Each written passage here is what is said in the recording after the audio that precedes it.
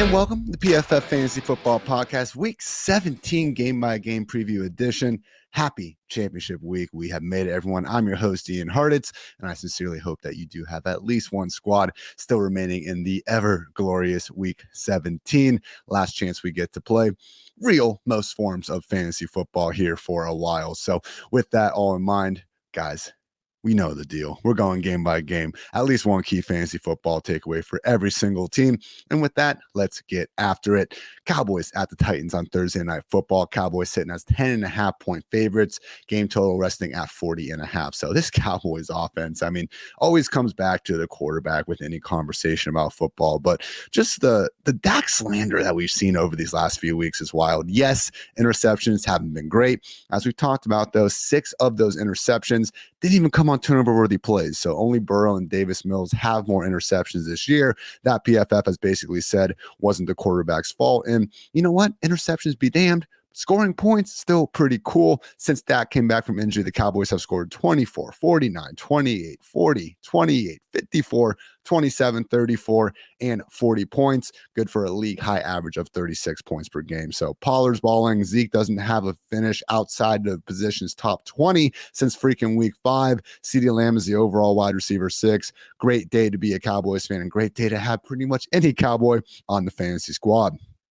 On the Tennessee side of things, with Ryan Tannehill expecting to miss the rest of the year, Malik Willis did help save any of you, real risk takers out there last week with that nice 14-yard touchdown run. But come on, guys, against Micah Parsons and company, one man we can trust in this entire offense. His name is Derrick Henry. And look what happens when Henry, doesn't get injured. 351 touches, 1,808 total yards, and 13 touchdowns on the year. And the receiving production has been the most pleasant surprise really out of Henry. So 32 catches, previous career high was only 19, 379 receiving yards. His previous career high was just 206. And it's one of those things where if you've watched Titans games, yeah, he has usually at least one horrendous drop per week, it seems like. And accordingly, he's 44th out of 45 running backs in PFF's receiving grade. But guys, if you get the ball in his hands, good things happen. Nobody has averaged more yards per route run at 2.07 than Derrick Henry among all those qualified running backs this season. Moving on to Sunday, we got the Bears at the Lions. Detroit sitting at 6-point favorites, the game total at 52. And I want to take a step back and look at Justin Fields as the passer because it's so easy to just become, charmed, I guess, and maybe that's a weird word, but we'll roll with it. With all of his goodness on the ground, and it has been incredible. Still very much in reach of Lamar Jackson's single season record of 1,206 rushing yards. Just needs 195 more over these next 2 weeks. But as a pure passer this season, in an offense, let's face it, without pretty much any semblance of talent at wide receiver, especially when you take away Darnell Mooney, who got injured, and hell, Chase Claypool, who we already were kind of joking about being, the savior to this wide receiver room, even he hasn't been healthy enough to suit up. So already a bad group of wide receivers, arguably the worst group of wide receivers in the league. What do you expect to happen when those guys now get injured? But all that said, guys, Fields, among 44 qualified quarterbacks, is actually 17th in yards per attempt and 22nd in passer rating. So no, we do have some other, metrics out there that point to him being much worse than that. And specifically PFF passing grade does paint him as a bottom 10 signal caller in the league, but that's mostly because of these turnover-worthy plays. Fields trying to make a little bit too much out of something that isn't always there on the season with the 4.3% turnover-worthy play rate. That is the 7th highest mark in the league. So the thing with the turnover-worthy plays, it doesn't always mean that you're a terrible quarterback, because sometimes with a guy like Fields, like Josh Allen, just being willing to make those throws forces the defense to have to cover every damn square inch of that field. And that threat alone can be enough to take otherwise mediocre average passer and just make them better purely by the defense having to be concerned about more on a play-by-play basis. Just realize the group of quarterbacks with a turnover-worthy play rate over 4% has more bad than good. Specifically, we're talking about Taylor Heinicke, Zach Wilson, Jameis, PJ Walker, Cooper Rush, Josh Allen, that's great, Justin Fields, Matt Ryan, and Tua Tagovailoa, who I would also, put a little bit below Josh, obviously, but in that good to great category. So again, with Fields, let's see him in 2023, hopefully with a bit better surrounding cast, specifically in his pass catching, rooms. And yeah, hopefully we'll have an even better idea of what could be to come for Fields in the future after next season. with the Lions dome. Goff is back. So my apologies. I think I read these stats off last week and I had something wonky going on with my settings in PFF Ultimate when I did it, but I have updated it with the correct numbers. Told the same story, just had some of the counting stats a little bit wrong. But anyway, since Goff has gotten to Detroit over these past 2 seasons in domes, he has 35 touchdowns, 10 interceptions, averaging a robust 7.1 yards per attempt on a 78.1% adjusted completion rate. Outdoors, those dropped to 6.9 yards per attempt, 74.7% adjusted completion rate, and 10 touchdowns versus 3 interceptions. So Shane Zylstra, hey, he's out there, one of the best players in the league. Obviously, he can go score 3 touchdowns at will. All jokes aside, it really is the Amon-Ra St. Brown passing game. DJ Chark as well against his Bears secondary and just Bears defense in general that we've seen be amongst the worst units in the league here over the past 2 months, pretty much ever since they got rid of Robert Quinn and Roquan Smith, more or less admitting defeat on the season. So the only problem in Detroit is just the backfield. They continue to keep not 1, not 2, but 3 guys involved with Swift, with Jamal Williams, and Justin Jackson. Perfectly fine real-life strategy. Justin Jackson is averaging more yards after contact per carry than those guys and more yards per reception. Unfortunately, Swift and Jamal, despite this great matchup, still didn't manage to squeeze them any higher than mid-tier RB3. Specifically, I do have DeAndre Swift as my RB28 ahead of the Bills running backs, guys like Brian Robinson, Chuba Hubbard, amongst others. Jamal Williams, my RB31, behind guys like Robinson, Singletary, Swift, but ahead of, your Chuba Hubbard and Zonovan Knights of the world. Panthers at the Buccaneers. Tampa sitting as 3-point favorites. Game total resting at a lowly 39.5. So yeah, I guess that Lions run defense wasn't really fixed after all. 320 freaking rushing yards for the Panthers last week. That is some bonkers shit. I haven't seen a running back go off like that since Le'Veon Bell at Groveport Madison took myself and the Dublin Jerome Celtics straight to hell with over 300 yards by himself. God, that was a nightmare back in junior year. Anyway, Panthers with Sam Darnold under center, 40.8 pass play rate. I mean, guys, we've mocked Arthur Smith and the Falcons. They're only at 48.4% all season. So you cannot find a more run-heavy offense in the NFL than the Panthers. That said, let's not get totally carried away from last week's. Again, great finishes by both Chuba and Deontay. Foreman last week was the RB6. That's his first game higher than the RB28 since week 10. With Chuba, he has just one top 20 finish all season. So Foreman, Chuba, hey, you got any running back in the NFL, and if you're going to give them 15 plus carries per game, good things can happen. I have Foreman as my RB26, Chuba as my RB32. Good, not great flexes. And then finally with DJ Moore. So it's been going good with Sam Darnold. Again, wide receiver 11 had a dud, the goose egg, wide receiver 94, but then wide receiver 17 and another wide receiver 11 finish in 4 games with Darnold. So with DJ, we're right back in the boomer bust wide receiver 3 territory with actual potential to boom, unlike we saw during the first part of the season. But he's actually averaging fewer targets per game with Sam Darnold than he was with Baker or PJ Walker. Again, because the offense is so terrified of letting Darnold go out there and throw the ball around the yard. So I have DJ Moore as my wide receiver 25. Behind guys with higher floors like Christian Kirk, Juju Smith-Schuster, DeAndre Hopkins, I know last week, but we're still, looking at 10 plus targets pretty much every game. I would start DJ Moore ahead of guys like Jerry Jeudy, Drake London, Deontay Johnson, who are in offenses potentially with similar problems and don't have the highest upside. And I'm not completely shying away from catching some of the heat that DJ still has going on.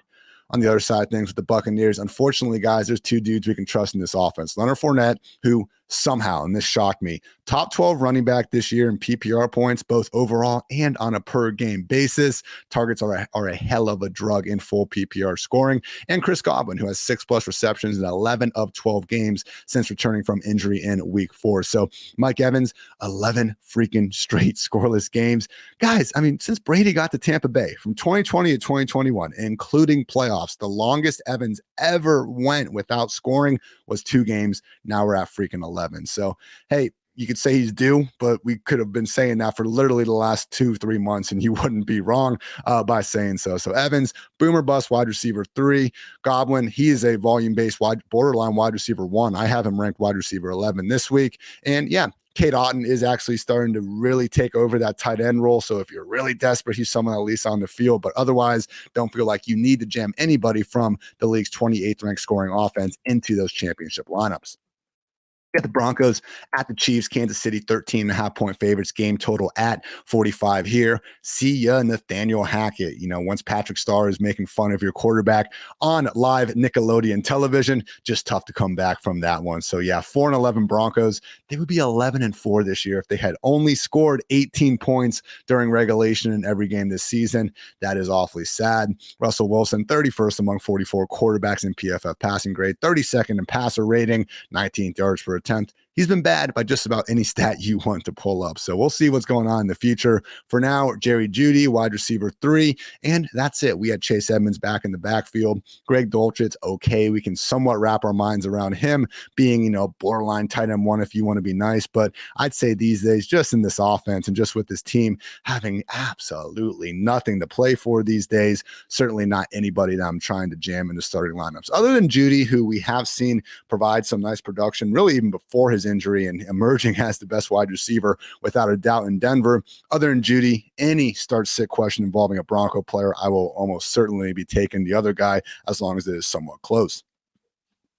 Chiefs side of things, we have Mahomes MVP front runner at -500 at this point. Joe Burrow +700, Josh Allen +800, only guys even close. So guys, it's going to be the 5th time this year that Mahomes will have 35 plus passing touchdowns. 5th time in his career. Yeah, I said that right. Also on pace to clear the 5,000 yard mark. So yeah, it's the freaking Chiefs. Jerick McKinnon couldn't quite finish as the overall RB1 last week. Still did awfully good. He remains a recommended start as an upside RB2. I would start McKinnon ahead of guys like Tyler Allgeier, Alvin Kamara, Ezekiel Elliott, AJ Dillon, Aaron Jones, Miles Sanders, amongst others. I just don't think they have the same level of pass game upside. Meanwhile, Isaiah Pacheco, hey, we are in the Chiefs, I believe, 2nd ranked scoring offense. Pretty damn good, as we know. And with Pacheco, I would start him ahead of guys that we aren't as confident in maybe finding the end zone, but with a similar rush game volume, like a Jamal Williams, like a Chuba Hubbard, like a Zonovan Knight. Obviously, Travis Kelce, we feel great about. And don't be too afraid of going back into well with Juju Smith-Schuster, who has been booming more than busting here for the better part of the last 2.5 months.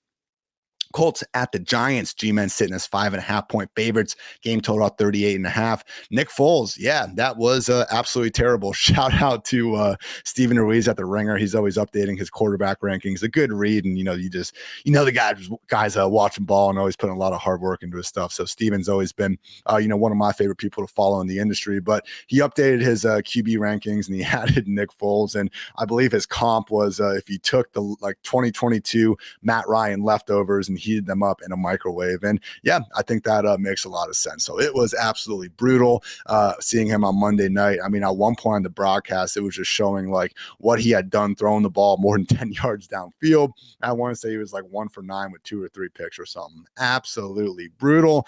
And we didn't even see him completely zero in on a single target. So Pittman had 7 targets. Jelani Woods had 5. Paris Campbell had 5. Alec Pierce with 4 was the only guy elsewhere with more than 3. So Michael Pittman, I guess we could still fire him up as a volume-based RB3. This Giants secondary, especially with Adoree Jackson banged up for most of the second half of the season, hasn't been a group to overly fear. Just realize, guys, the floor is so low for everyone involved in this sad Colts offense. Final note would be, again, the best play with the Colts this week is going to be Zach Moss, coming off another performance with 70-plus snaps. This time also had Jordan Wilkins in the fold. So Moss is their definitive RB1, and he's facing the Giants' league worst defense in yards before contact allowed per carry. And they've been bad, man. 2.3 yards before contact allowed per carry. The 31st ranked team, the Chicago Bears, they're all the way down at 1.9. So Zach Moss is someone that I do think continues to warrant volume-based RB3 treatment. But that said, it is in the Colts. I would still start guys in offenses that we think at least have some semblance of scoring upside,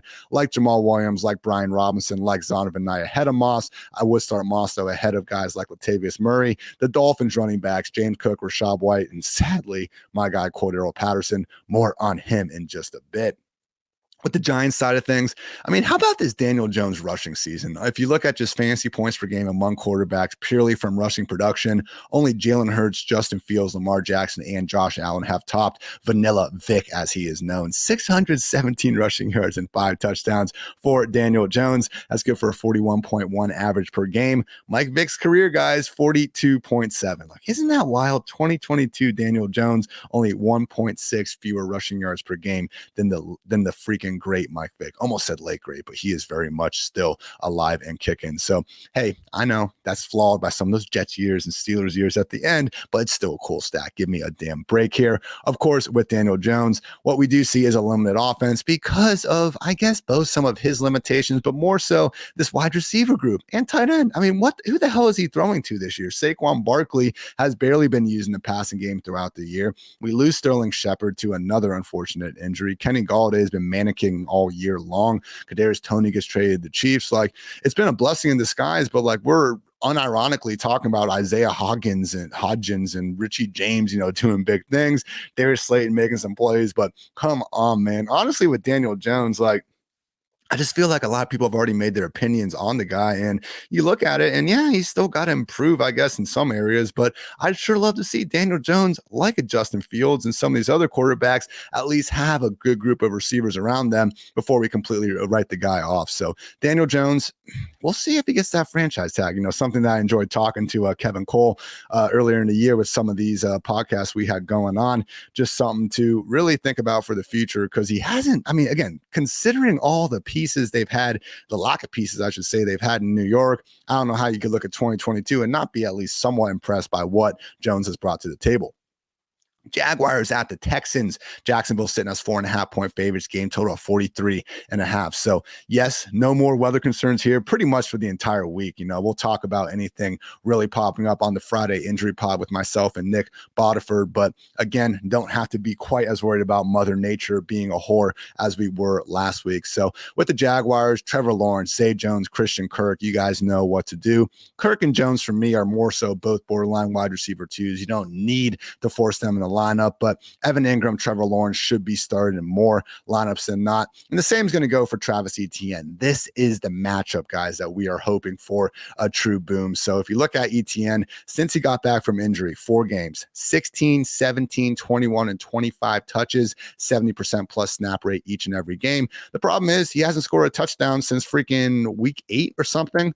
I'll look it up right now, but man, it's just been unlucky for Etienne. Last week he had, I believe, back-to-back plays where he was stopping the 1-yard line. Trevor Lawrence has to be a vulture and go ahead and get that score. So actually week 9 was the last time he scored, but what better defense to find his way back into the end zone than against a group that has just really been pegged by one running back after another all season long. I mean, 6 different times this Texans defense has allowed the overall RB1 or RB2 in full PPR scoring on the week. Travis Etienne for me is my RB13. I would start him ahead of guys like Kenneth Walker, Cam Akers, Jerick McKinnon, Leonard Fournette, Tyler Allgeier, amongst others.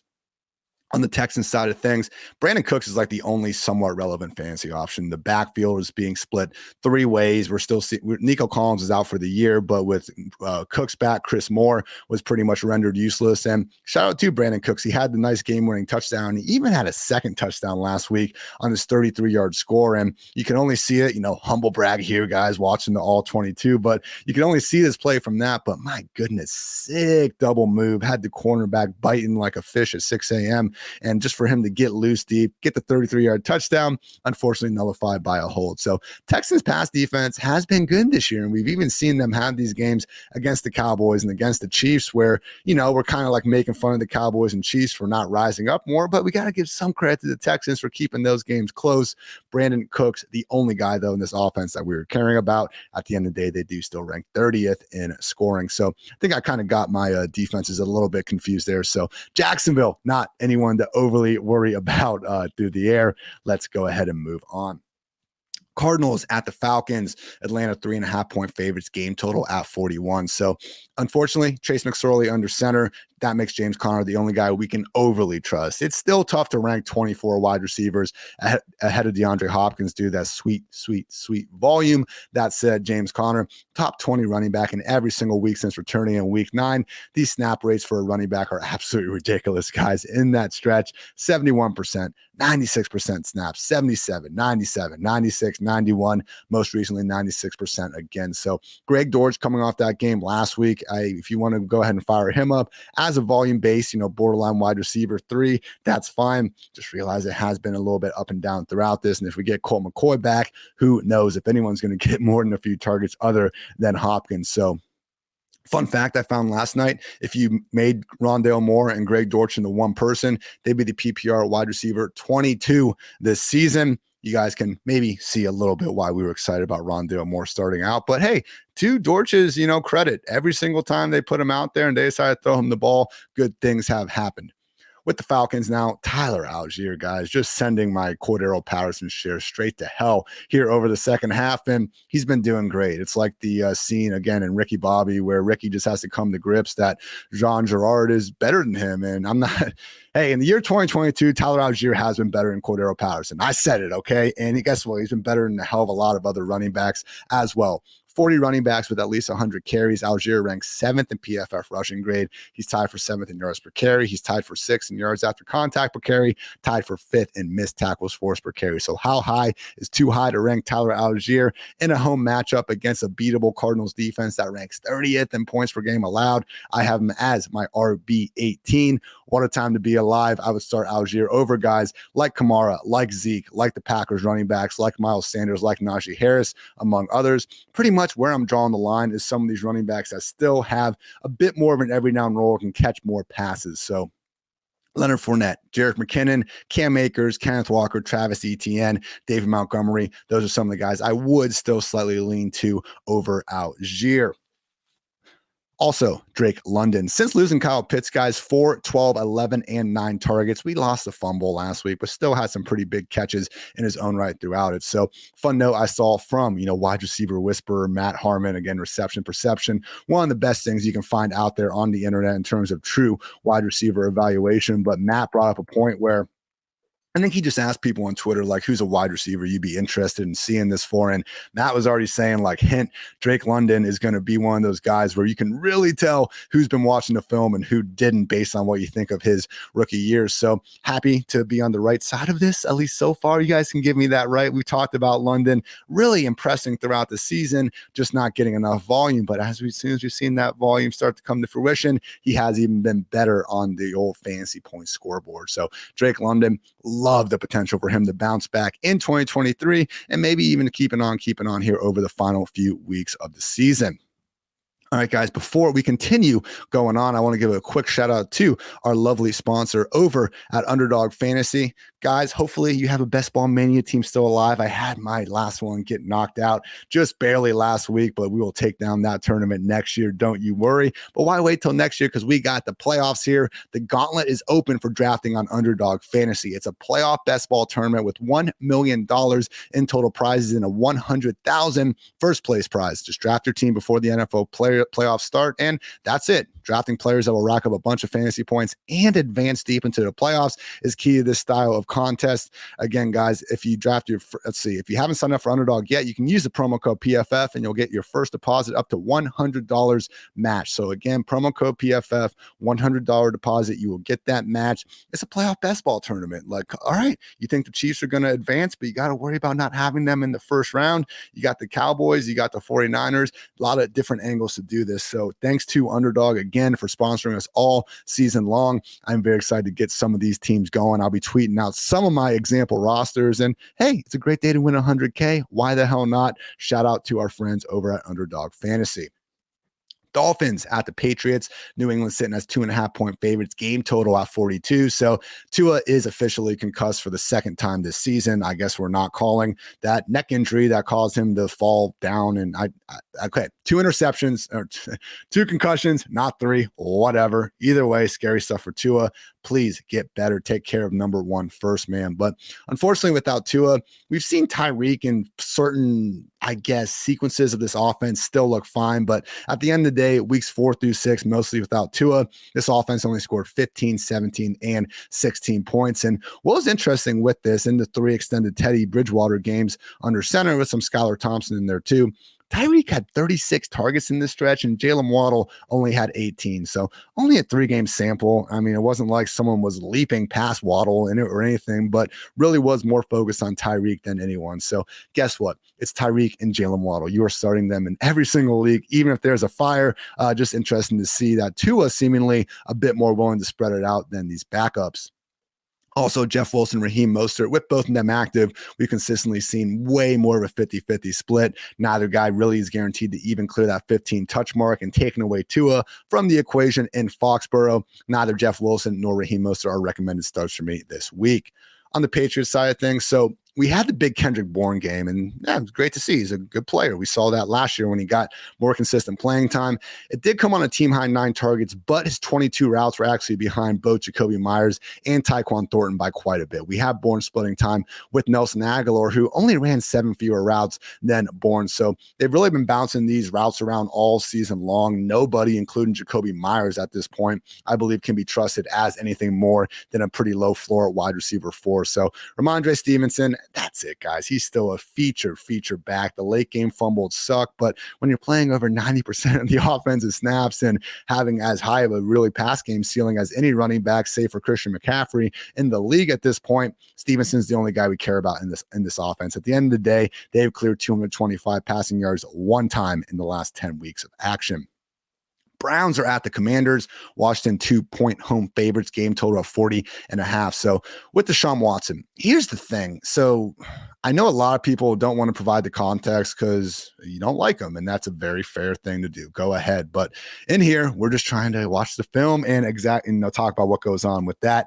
So the problem with Watson, even when you add the context where, like last week, he had 3 freaking touchdowns dropped, and 2 of them came on back-to-back plays. So he would have had, 2 passing touchdowns, not 3. But Cooper, Donovan Peoples-Jones, David Njoku, all had passes hit them in the hands in the end zone. But we have stats that do account for that. PFF passing grade and adjusted completion rate. They are factoring in those drops, and we've seen other instances before the season that would also do that. So when we include those with the context stats, Watson, 38th in PFF passing grade among 44 qualified quarterbacks, and he's 32nd in adjusted completion rate. So he goes from horrific to still pretty bad, because without the context passer rating, he's dead last among those 44 quarterbacks, and in yards per attempt, he's 43rd. So weather's played a part.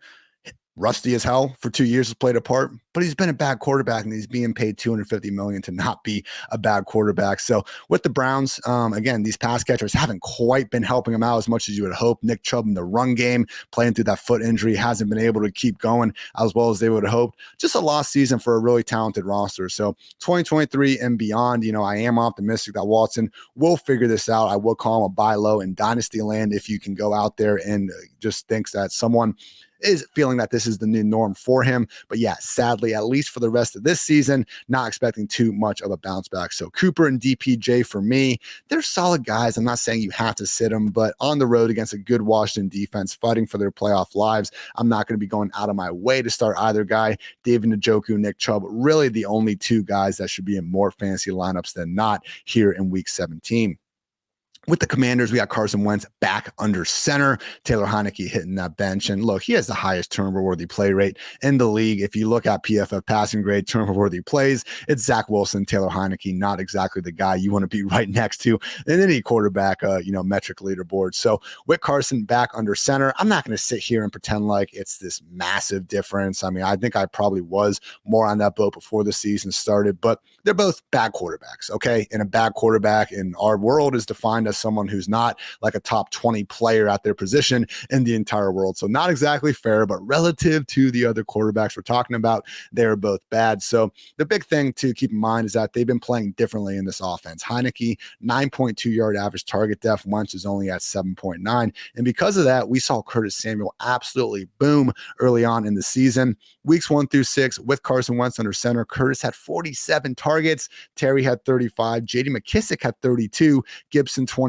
Jahan Dotson 20. So Dotson was banged up for some of that. Obviously, McKissick is no longer in the picture, and Gibson's banged up in his own right. Just realized really more of a 1A, 1B, even 1C with Dotson with Wentz under center as opposed to the Terry McLaurin show with Taylor Heinicke. So look, McLaurin still incredibly talented, this Browns defense, even if they are going to shadow him with Denzel Ward. I mean, we talked about Terry being, the freaking master of the shadow realm. I'll come up with a better nickname at some point than that with Terry here moving forward. But I'm not worried about Terry keeping on. It's just one of those things where, can we get the guy a good quarterback at some point, at any point?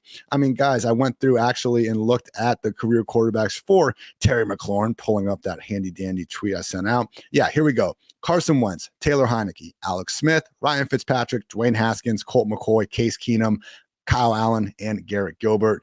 Sheesh, not great. So yeah, I think it's a nice boom for Curtis Samuel. I think Terry McLaurin still warrants that boomer bust wide receiver 2 treatment that we've seen for most of the year. With Curtis Samuel, don't get completely carried away, but I think low-end wide receiver 3 is right where he should be. Adam Thielen, Brandon Cooks, Marquise Brown. I believe I would start Curtis ahead of all those guys. Where it gets more interesting for me are guys like Michael Gallup, DJ Chark, Donovan Peoples-Jones might just have a bit more of a boom to their game. Final note here, I guess, would be Brian Robinson. Set up well, but we saw a lot of Jonathan Williams last week. So the only note is, if we do see Gibson unable to suit up, I'm not actually thinking it'd be this Brian Robinson 80-90% snap workhorse role. Probably would see a bit more Jonathan Williams than we will be hoping. Saints at the Eagles. Philly sitting as 7-point favorites. Game total at 44. So yeah, Alvin Kamara, we freaked out last week about David Johnson running more routes, and Kamara isn't exactly pleased either. Nick Underhill wrote a great story on NewOrleans.football and basically said that he asked Kamara, how come he hasn't been used more on third downs this season? Kamara's answer, I don't know. You got to ask someone else. So it's just one of those things where the offense, hey, if it was Arthur Smith's Falcons in the first half of the year and we didn't like the usage, but you look at the stats and they're top 10 and everything, okay, it'd be kind of hard to be mad at this. But just with Kamara, I just feel like you're neutering the dude. You're taking away the thing he does best, and that is operate in the passing game. So just 8.8 PPR points per game this year in the passing game. I mean, early on, 2017, he had 12.1 PPR points per game from purely receiving production, 11.7, 10, 12.6 over the final 3 years. With Drew Brees, last 2 years, though, 9.3 and again, 8.8. So with Kamara, it's not like you can't play him. He did have a top 10 finish last week thanks to that rushing volume. Just realize we're not getting the pass game cheat code. For me, Alvin Kamara is my RB19 behind guys like Tyler Allgeier, Leonard Fournette, Jerick McKinnon, amongst others. Final note here with Rashid Shaheed, if Chris Olave remains out, is going to be a volume base, probably borderline wide receiver 3. Let's see where I ended up with the guy. Yeah, I have him ranked wide receiver 41 right now. I could see myself even bumping him up there, but he's kind of in that Curtis Samuel, Brandon Cooks, Marquise Brown, Adam Thielen range that we just talked about. With the Eagles, pretty simple. Sounds like Jalen Hurts is going to miss another week, and that gives us another week to be able to stream Gardner Minshew with confidence. Had the top 10 finish last week, and I have him ranked as my QB9 ahead of week 17. And when you have, again, the number 1 supporting cast in the NFL, when we're just looking at combined rushing, receiving, pass blocking, run blocking grade, you guys have seen all these dudes. AJB, Devontae Smith, Miles Sanders had a bad week, but he's generally been running well this season. Not trying to take anything away from Minshew. He's a good quarterback in his own right, but you could not pick a better offense to drop any quarterback in and expect to find some immediate success. So feel good about all these guys against the Saints defense that just have not seen really be all that great this year, especially without Marshawn Lattimore for the better part of the season. Jets at the Seahawks. Jets sitting as 2-point favorites. Game total 42.5. Mike White is back, and we're even getting the reports saying they want to be planning to see if he could be their long-term answer under center. Maybe. He's certainly a hell of a lot better than Zach Wilson, but who isn't, if we're being honest with ourselves? Would just note he is a bottom 5 quarterback in adjusted completion rate. When you look at some other stuff, PFF passing grade, he's 19th, big time throw rate, he's 8th, he does grade out better. Just hasn't always been the cleanest performances from Mike White. So we're still working with a small sample size. It's only this dude's second season. Like, you look at some of the other quarterbacks that have just been starting over these first, they came into the league in 2021 or this season, and you're going to see Mike White's name, a lot more favorably when we're not comparing him against a bunch of veterans. Very much is legal for these players to get better as their career goes on. I'm just not going to crown his ass just yet, as the late great Dennis Green might have been saying. So I would say with Mike White being back, we can feel better about him in fantasy. I have him ranked as my QB 11, especially against the Seattle defense that we've seen be bad more so than they've been good throughout the year. It helps the touchdown upside for Zonovan Knight. That said, Michael Carter's still involved to a decent extent, especially in the passing game. The big win for me is going to be Garrett Wilson, PPR wide receiver 4, wide receiver 9, and wide receiver 26 with Mike White under center. So with Seattle, they have not been using their best corner to shadow a specific wide receiver all season long. I'm going all in on Garrett this week, guys. My wide receiver 12 ahead of baller wide receiver 2s like T. Higgins, like Devontae Smith, and ahead of guys that honestly have worse situations under center, you could argue, like a Terry McLaurin, like a Brandon Ayuk, but it's close, like a DeAndre Hopkins especially. On the Seahawks side, Kenneth Walker, guys, last week, he played 39 snaps and he had 26 carries and 2 targets. So on the one hand, it'd be a lot better to see him play more than 53% of the offensive snaps, especially with Travis Homer banged up. But Seahawks going to Seahawk. They are going to keep using DJ Dallas or Travis Homer in clear pass first situations. But 28 combined carries and targets. Who cares if you play 28 snaps, then that's fine. So with Walker, still someone that warrants borderline RB1 treatment, thanks to that sweet volume, and just a credit to Walker on a great rookie season. PFF's 9th highest graded rusher and 9th in missed tackles forced per carry. Only other note would be, guys, Noah Fant. We could actually get a week winner potential. I mean, Taysom Hill, the guy we were all over last week, this week, I do think it could be Noah Fant because Will Dissly got put on IR. His season's over. And that's been the only problem for Fant throughout the season. He's impressed with his opportunities as he has throughout his entire career, really. But there's always been an Alberto or a Will Dissly just limiting those overall opportunities. So I know you earn your targets and all that. But with Fant now, you take Dissly out of the picture. Who knows if Tyler Lockett is going to be back just yet? Does seem like he's being set up to be Geno's clear-cut number 2 pass game option and a sweet revenge game here against the Jets. So DK Metcalf, Kenneth Walker, you're starting them no matter what. But I do think Noah Fant warrants top 12 treatment in his own right. I would start Fant ahead of guys like Taysom Hill, Cole Kmet, Darren Waller, Gerald Everett, amongst others. We got the 49ers at the Raiders. San Fran 6-point favorites, game total sitting at 46. So yes, I cherry picked these stats. It's kind of my job, but I also think they're pretty reasonable, normal stats. I'm not telling you, third down, deep 20 yards down the sideline within 3 yards of the out of bounds type of stuff. Pure PFF passing grade this year. Brock Purdy's at 69. Nice. Jimmy G's at 69.5. Passer rating, Purdy 103.1. Jimmy G 103. Yards per attempt, they're both at 7.9. And completion rate, Purdy's at 67.2% and Jimmy G at 67.1%. Again, just wild how close they've been. And if you want to say Purdy's been better, worse, whatever, it's just amazing how much they can keep on keeping on with now their third string quarterback out there. So 4 appearances with Purdy, the offense has scored 33, 35, 21, and 37 points. He's thrown at least 2 passing touchdowns in each of those. So maybe we get Deebo Samuel back. Hopefully he's, just back to his usual self. But if not, George Kittle, Brandon Ayuk continuing to benefit from that condensed volume. And as we all know, Christian McCaffrey, the RB1 y'all. Darren Waller usage. Unfortunately, we can't be chasing some of this production. 3 catches, 48 yards, and a touchdown. His first game back from injury.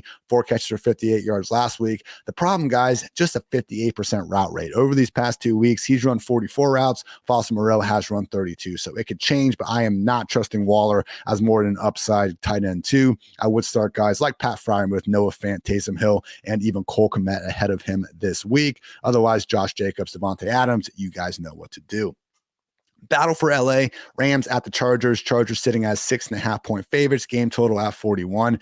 Baker Mayfield, guys, 6th highest graded passer in week 16, posted a week high 92.6 adjusted completion rate. Look, one of 2 quarterbacks on the week with a sub 5-yard average target depth. So let's not go too crazy. I will say with Mayfield, we've seen a lot of quarterbacks be bad their entire career. And if you want to say Baker's a bad quarterback, that's what he has been for the majority of the last 24 months. But the end of his 2018 rookie season, where he set the then NFL record for passing touchdowns as a rookie, Justin Herbert since broke it.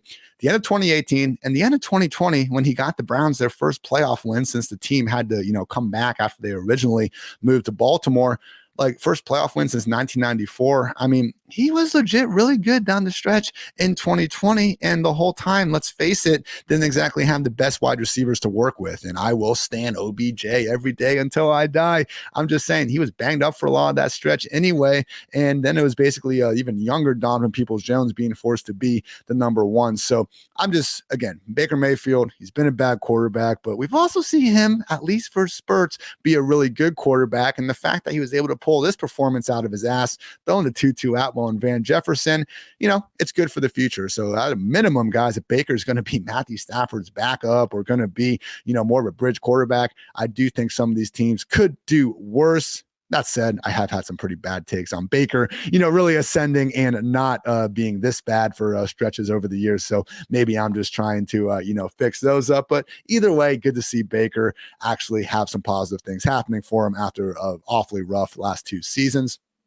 Similar sentiment can be said for Cam Akers. So on the year, look, he's still 36 in yards per carry, 29th in yards after contact per carry among 39 running backs. But the O-line hasn't done him much help throughout the year. And at least at this point, we're getting that sweet volume, 17.8 touches per game over the last month of action with snap rates north of 70% in 3 of his last 4 games. So it does look like the Chargers are getting Joey Bosa back, which is absolutely huge. I mean, you probably don't need 2 hands to count the number of defensive linemen truly better than Joey Bosa at this point in time. But we saw this team last year with Joey Bosa just not overly committed to stopping the run. And we can also see Derwin James out of the picture accordingly after he, initiated and then took that huge hit last week. So Cam Akers is inexplicably probably, unless you picked them up, probably team didn't make it far enough to be benefiting from these performances. But Cam Akers took a while, is the volume-based RB2 that we drafted him to be back in August with the Chargers. So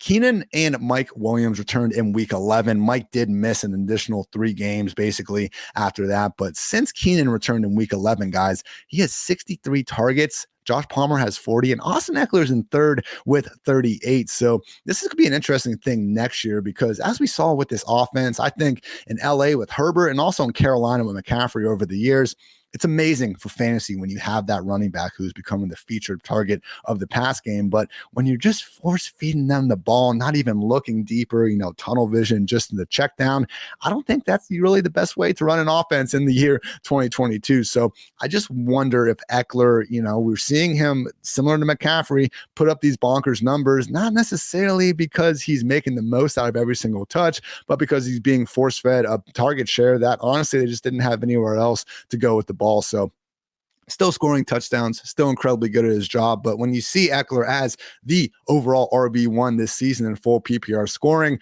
it is just wild to see, again, one wide receiver come back, a very good one in Keenan Allen's, defense. And then just immediately, again, since week 11, 63 targets to Keenan for 38 to Eckler. Just wild to see that disparity. So the good news for Keenan is that he's been absolutely balling with those opportunities. He's got 14 or more targets in 3 of the last 4 games since returning from injury. The PPR wide receiver 19, 22, 11, 9, 19, and 9. So Keenan for me is my wide receiver 10 on the week. I was starting ahead of guys like Chris Godwin, Garrett Wilson, Higgins, Devontae, Terry McLaurin, Metcalf, amongst others. Vikings at the Packers in Lambeau. Green Bay sitting as 3-point favorites, game total of 48.5. Kirk Cousins, 3 straight top 5 fantasy finishes. Dude is on a heater. And at some point, like when these receivers who are awesome, Justin Jefferson, Stephon Diggs, Adam Thielen lost a step at this point, but we all saw what he could do, a couple years ago. How many great receivers can have awesome seasons before we're like, Kirk Cousins probably deserves just a little bit of credit for that. So at this point, though, Justin Jefferson needs 27 receptions to break Michael Thomas's single season record, and then 208, I believe. 208 receiving yards to break Calvin Johnson's all-time single season record. So hopefully he gets there. I'm still of the opinion that, they make the MVP award just a quarterback award, and the Offensive Player of the Year award then goes to pretty much the best non-quarterback out there. But God forbid the MVP was just like the best player relative to the peers at the position. Justin Jefferson really would have an argument in that case. So just an incredible season from Justin Jefferson. Unfortunately, the Cooper Kupp injury, we didn't get the full season sample to see who was going to be this year's wide receiver 1, but obviously anyone that was ranking Jefferson that way, feeling good at this point in the year. Final point, though, it goes back to Kirk Cousins. So I want to get an idea about which quarterbacks have, more so than just looking at drops, had a lot of opportunities left on the field that weren't their fault. So I looked at the average target depth on those drops. And this doesn't include the actual potential yak or the potential touchdowns that could have gone with this, but we're looking at basically the total air yards lost on those drops. Number 1 in the NFL is Josh Allen. 2 is Trevor Lawrence. 3, Patrick Mahomes. And number 4 is Kirk Cousins. So great year from Kirk, helping enable Jefferson, having some clutch moments, with that, oh my God, the Colts comeback amongst some other games. Yeah, you can say it's a fluky, record and 1-score games and all that. And guess what? It is going to regress next year. But at some point, point, we need to give guys credit for playing really well and not just say, yeah, but they're probably not going to play as well in the future. I mean, can you imagine if real life was just like that all the time? You have a great project at work and they're like, hey man, this was your best stuff yet. Too bad you're never going to be as good as that again based on, your average production over the past 3 years and how regression works. Like, come on, let's be a little more positive with this sometimes. With the Packers, though, Aaron Jones, just so tough, guys. He's been banged up for the better part of the season. I mean, knee, ankle, shin, glute injuries. It's been one thing after another. But when he's practicing in a limited fashion all week and he's not entering Sunday with the game designation, it's just tough to be overly, confident about what's going on. So he did say after the game that he rolled up his ankle early in, I believe he said it was his first carry of the second half last week. But again, it's one of those things where he wasn't given an official ankle injury designation during the game. So just tough to know truly how much of that was him being banged up and how much of that was the floor just being more confident in AJ Dillon, who has outscored Jones in 2 of the last 4 games. So just do want to give a shout out to Jones because I know he left a bad taste in a lot of fantasy managers' mouths last week, but really arguably his best season as a pure rusher of his career. If you look at 40 running backs with at least 100 carries, Jones ranks 4th in PFF rushing grade, 3rd in yards per carry, 12th in yards after contact per carry, tied for 2nd in missed tackles forced per carry. Great season from Jones on an efficiency basis. But yeah, AJ Dillon, Aaron Jones, to me, both top 24 running backs at this point, just not guys you can feel overly fantastic about, especially considering the Packers might just go to the air against this Vikings defense that ranks dead ass last in PPR points per game allowed to opposing wide receivers. So keep an eye on the Christian Watson hip injury, but not considered too serious. He is day-to-day. So if Christian Watson is good to go, he's going to be right there in the top 20 for me. Arguably could have had 2 touchdowns last week with a bit better ball from Aaron Rodgers. If Christian Watson is out of the picture, all of a sudden Romeo Doubs and Allen Lazard would both be in that low-end wide receiver 3 conversation. I would start them ahead of guys like Adam Thielen, Brandon Cooks, Marquise Brown, amongst others. Steelers at the Ravens, Sunday Night Football, Baltimore 3-point favorites, game total resting at a lowly 36. That's like a 2010, 2011 Steelers-Ravens game, but we're just not even getting that dominant of defenses either. But man, those games used to be wild. Remember that shit? Troy Polamalu just going out there headhunting Ed Reed and Terrell Suggs on the other side. Of course, and a little bit late for Ray Lewis at that point, but man, that was, in my opinion, the most physical rivalry I've had the pleasure of viewing in basically my 20 or so years of watching football. But yeah, Kenny Pickett hasn't been great this year, but again, I don't want to fall into the mistake where we're just only comparing him against a bunch of veterans in better situations. So I looked at Kenny Pickett versus the other rookie quarterbacks from last year and this year, and out of the 7 qualified guys with at least 100 dropbacks, he's 5th in yards per attempt, 2nd adjusted completion rate, 4th in passer rating, and 3rd in PFF passing grade behind Mac Jones and Brock Purdy. So will he take a leap like a Trevor Lawrence, or is he just bad like a Zach Wilson? I guess we'll just have to find out. But I guess just the problem is he does have a lot of weapons in the offense. You can say Matt Canada hasn't helped matters, and I probably would agree with that for the most part. Just again, sad to see that when the schedule did lighten up, we just didn't get too many booms out of Pickett and this offense, but certainly wouldn't shut the book on him just yet on being a great quarterback. We'll see if Deontay Johnson can keep this mini hot streak going. Still 130 scoreless freaking targets on the year. That would be the most in NFL history if it maintains. On the Ravens side of things, so since J.K. Dobbins has been back here weeks 14 to 16, he leads the way, but it is a 3 running back committee. Dobbins 72 snaps, Gus 53, Justice Hill and Kenyon Drake have combined for 43. Carries, Dobbins has 40, Gus has 31, but targets, Dobbins has 2, and Hill and Drake combined for 4. So J.K. Dobbins, he's been running well. He looks a little bit healthier out there, and that's great. He's someone that you can put into a majority of lineups and feel fine about. Just realize he's only my RB25 because there's guys with similar workloads but less immediate competition like Najee Harris, Miles Sanders, Aaron Jones, A.J. Dillon, and Ezekiel Elliott.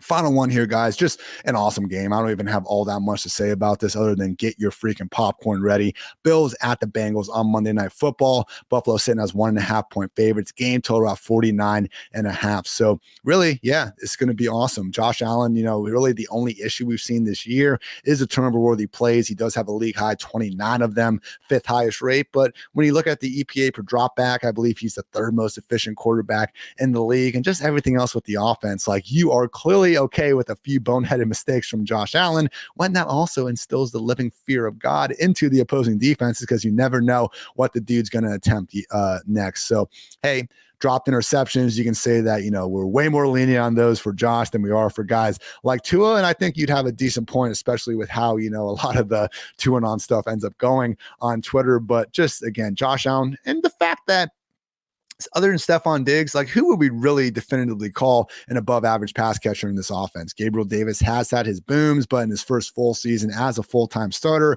not exactly the overall production we were looking for. Isaiah McKenzie, Khalil Shakur. I mean, they had to bring back their 2020 squad with John Brown and Cole Beasley. Dawson Knox a little bit of a step back too. So would really love to see the Bills go out of their way to get him a just better number 2 wide receiver than they have had over these years. I know Emmanuel Sanders was doing some decent things last year, but just one of those things where when you have Josh Allen, not the end of the world if you can, add a couple other high-end guys. But similar to what we see in Kansas City, you also have Josh Allen. So if you want to put your resources elsewhere, he'll probably keep on keeping on just fine. And finally, Joe Burrow. He is PFF's highest graded passer on the season. And a lot of those interceptions, similar to Dak Prescott, weren't even his fault. In fact, Joe Burrow leads the league with 7 interceptions that were not even deemed to be turnover-worthy plays. So the drops that led to interceptions, amazing plays that by defenders, receiver falls down, not all on Burrow this year. And also, how about that rushing production, guys? 5 rushing scores on the year. And, a season removed from coming back from that injury, understandably saw Burrow, like Dak last year, not exactly be as willing to run around, but it's been a sneaky solid rushing floor from Burrow. And it was something that he did a lot more at LSU than I think people gave him credit for. But overall on the season, 16.5 rushing yards per game. I mean, he was only at 7.4 last season, 14.2 as a rookie. So I don't think we're going to be confusing Burrow for Lamar Jackson or anything anytime soon, but that's solid, guys. I mean, just even having a little bit of that, that's way more than what Justin Herbert, who has been playing through the rib injury, and guys like Tua haven't been able to supply at all. So overall, if you just look at the total fantasy points per game from purely rushing production among quarterbacks, Burrow comes in at 13th. So again, pretty solid year for Burrow, obviously throwing the football to all the guys we know about, but also low-key as a rusher. And with that, everyone, going to wrap up basically our last game-by-game preview episode of the season. So can't say enough how much I appreciate all you guys continuing to tune in. I know we've had rotating casts here, a bit of episodes, and very much, looking forward to getting some more stability here in the offseason and beyond. So we'll be back on Friday with my guy, Nick Botiford, going through all the fantasy-relevant injuries ahead of the weekend. But otherwise, have a happy holiday. Have a freaking happy new year. Go Buckeyes. Down goes the Bulldogs. I am absolutely terrified of that game. So just let me have my mini moment here. Any Georgia fans? Yeah, you guys are really freaking good. So I am terrified of that. But yeah, week 17. Great day to be great. Let's go win some championships. I'm Ian Hartitz. Thanks again for tuning in to PFF Fantasy Football Podcast. And until next time, take care, everybody.